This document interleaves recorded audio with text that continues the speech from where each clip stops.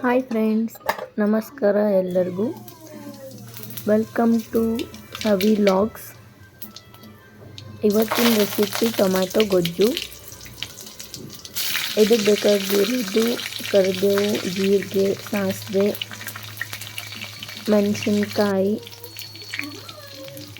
ನಾನು 5 ಟೊಮ್ಯಾಟೊ ತೊಗೊಂಡಿದ್ದೀನಿ. ಒಂದು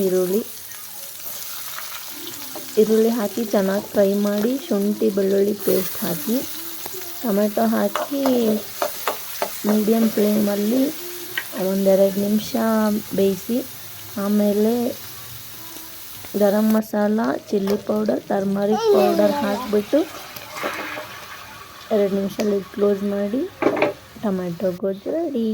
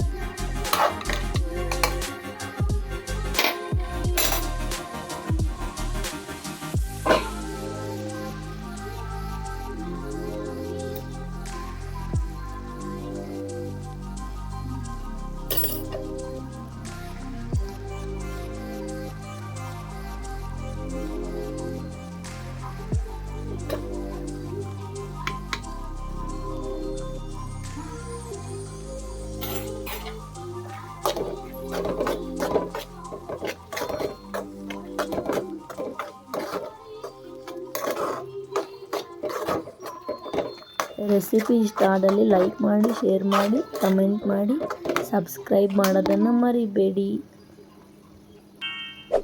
ಥ್ಯಾಂಕ್ ಯು ಫಾರ್ ವಾಚಿಂಗ್.